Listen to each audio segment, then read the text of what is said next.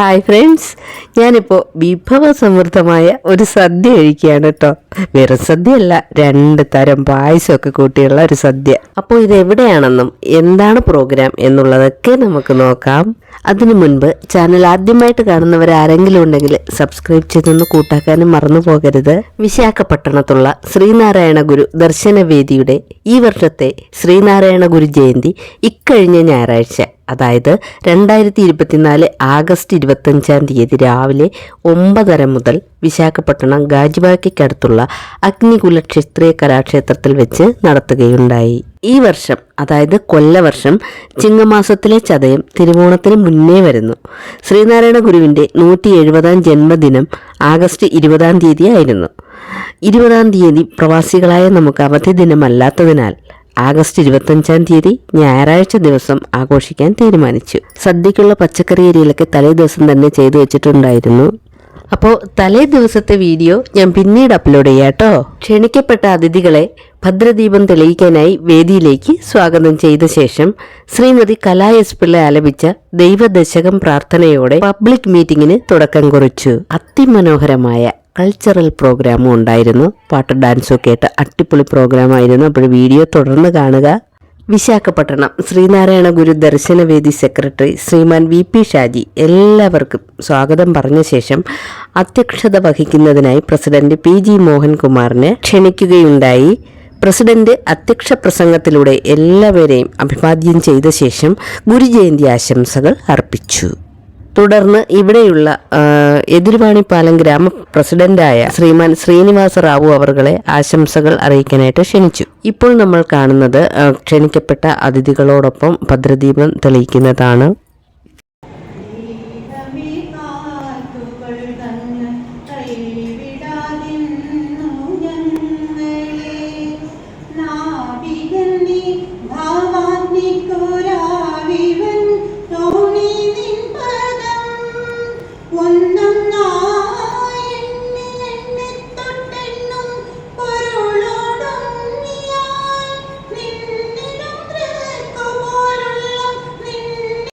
Visakhapatnam NSS secretary Harikumar അവരുടെയും സ്നേഹപൂർവ്വം സ്വാഗതം ചെയ്യുക. എല്ലാവർക്കും നമസ്കാരം. ഗുരു ജയന്തി ആഘോഷിക്കുവാനാണ് ഈ ശുഭസന്ദർഭത്തിൽ ഇവിടെ എത്തിച്ചേർന്നിട്ടുള്ള എല്ലാ വിശിഷ്ട അതിഥികൾക്കും മറ്റെല്ലാവർക്കും കൊള്ളുന്നു. അതുപോലെ ശ്രീനാരായണ ഗുരുവിന്റെ അനുഗ്രഹ ആശീസ്സുകൾ എല്ലാവർക്കും ഉണ്ടാകട്ടെ എന്ന് പ്രാർത്ഥിച്ചുകൊണ്ടും ഞാൻ പ്രസിഡന്റ് എന്ന നിലയിൽ ഏതാനും വാക്കുകൾ പറഞ്ഞുകൊള്ളട്ടെ. പിന്നെ ഒരു പ്രത്യേക കാര്യം കൂടി പറയാൻ ആഗ്രഹിക്കുകയാണ്. ഇവിടെ ക്ഷണിക്കപ്പെട്ട ഏകദേശം 8 വിശിഷ്ട പ്രതിഭകൾ ലീഡേഴ്സ്, അവർക്ക് പ്രാർത്ഥിച്ചുകൊണ്ടും ഞാൻ നിർത്തുന്നു.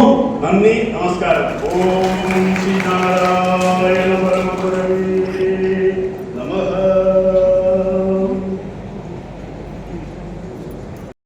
Guest program, I request Ethirvanipalayam president Shri Srinivas to give his address, please. Shri Srinivas. President Mohankumar Garu.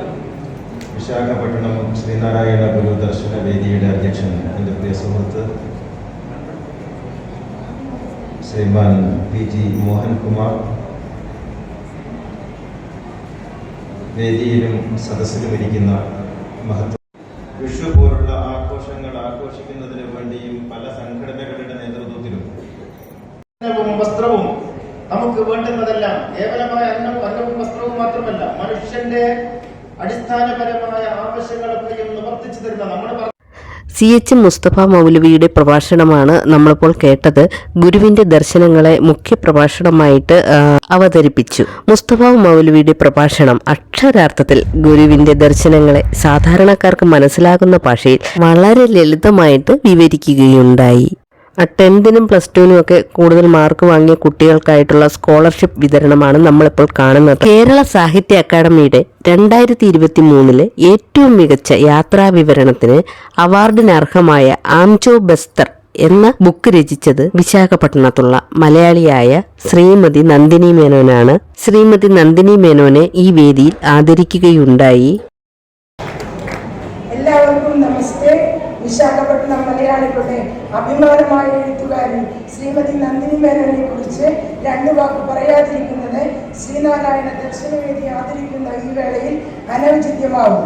മയൽവാരം വനിതാവേദിക്ക് വേണ്ടി ഞാൻ അഭിമാന പുരസ്സരം ശ്രീ നന്ദിനി മേനോനെ, അതായത് ലോക കേരള സഭാംഗമായി 2 പ്രാവശ്യവും കേരള കലാസമിതി വിശാഖപട്ടണത്തിന്റെ ത്രൈമാസികയുടെ ചീഫ് എഡിറ്റർ, കേരള സർക്കാരിന്റെ നോർക്ക റൂട്ട് മലയാളം മിഷന്റെ കോർഡിനേറ്റർ, ആത്മ, എയിമ എന്നീ സംഘടനകളുടെ കമ്മിറ്റി അംഗമായും പൊതുരംഗത്ത് പ്രവർത്തിക്കുന്നതിനൊപ്പം കേരള സാഹിത്യ അക്കാദമി അവാർഡ് ലഭിച്ച യാത്രാവിവരണത്തിന് അർഹമായ ആംചോ ബസ്തർ, അതുകൂടാതെ പച്ചമണമുള്ള വഴികൾ എന്നീ പുസ്തകങ്ങളുടെ രചയിതാവിനെ ഈ 170-ാം ശ്രീനാരായണ ഗുരു ജയന്തി ആഘോഷത്തിലേക്ക് ആദരവ് സ്വീകരിക്കുവാൻ സദയം ക്ഷണിക്കുന്നു.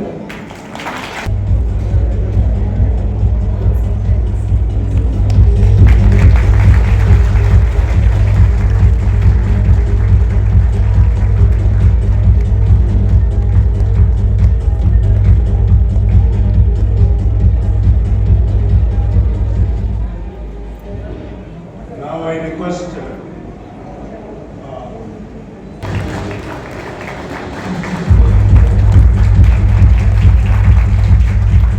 ഏറ്റവും പ്രിയപ്പെട്ടവരെ, എല്ലാവർക്കും ചതയദിന ആശംസകൾ.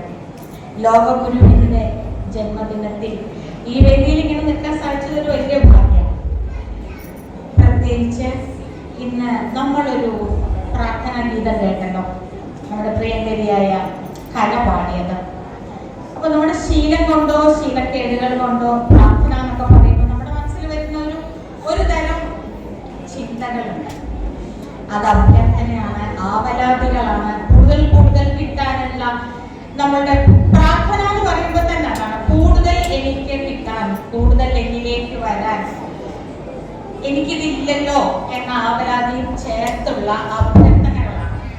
പക്ഷെ ഇന്ന് കേട്ട ദൈവദശകളിലെ എത്ര വ്യാഖ്യാനങ്ങൾ വന്നിട്ടുണ്ടല്ലോ. ഞാൻ തന്നെ എത്ര വ്യാഖ്യാനങ്ങൾ വായിക്കുകയും എത്ര അർത്ഥങ്ങൾ അതിന്റെ കേൾക്കുകയും എത്ര പ്രഭാഷണങ്ങൾ കേട്ടിട്ടുണ്ടെന്ന് പറഞ്ഞാൽ തീരില്ല.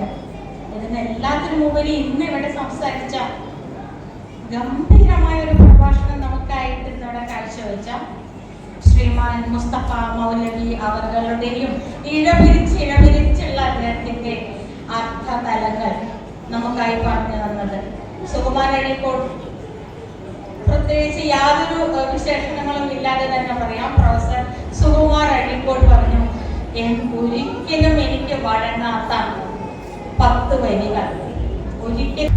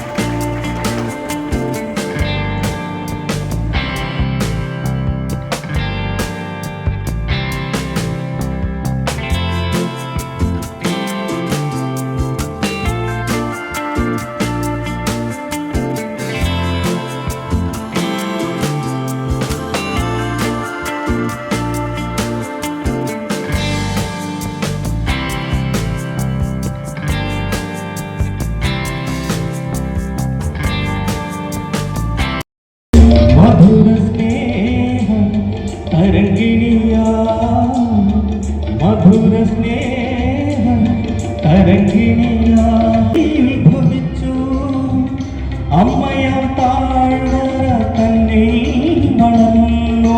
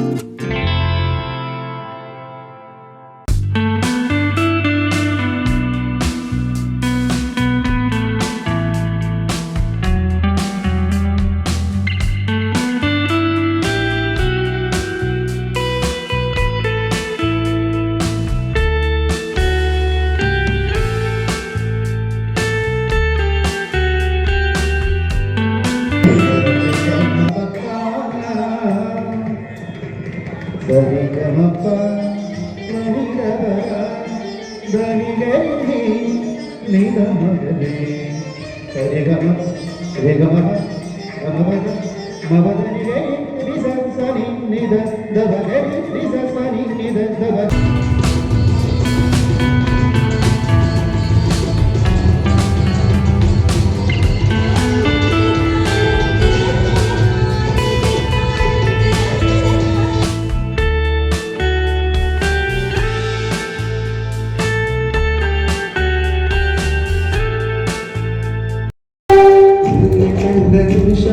മനസ്സിനുള്ളിൽ താളമായി നിന്റെ കൂടെ കഴിയാൻ ഉള്ളിനുള്ളിൽ ദാഹമായി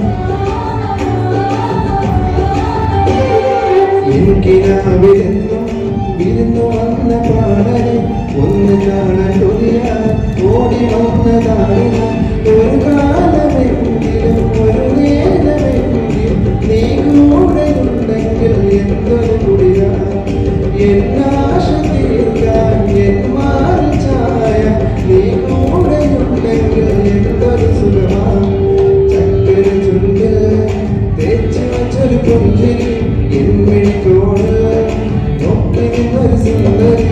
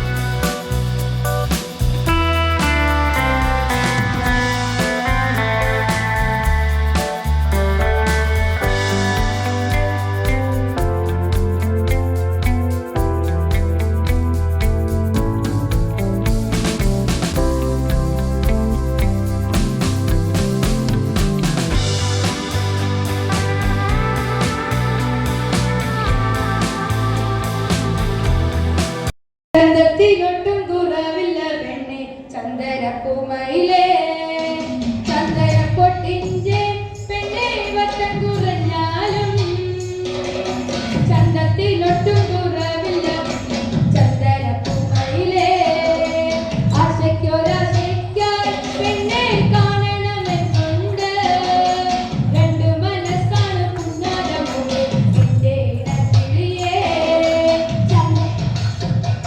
പെണ്ണെ വട്ടം കുറഞ്ഞാലും ചന്ദനത്തിനൊട്ടും കുറവില്ല പെണ്ണെ ചന്ദനപ്പൂമയിലേ നിന്നെ ഉറങ്ങാനായി പെണ്ണെ ചന്ദന കട്ടിലുണ്ട് നിന്നെ ഉറക്കി താരാട്ടുപാടി മെല്ലെ ഉറങ്ങാനായി പെണ്ണെ വട്ടം കുറഞ്ഞാലും ചന്ദനത്തിനൊട്ടും കുറവില്ല പെണ്ണെ ചന്ദന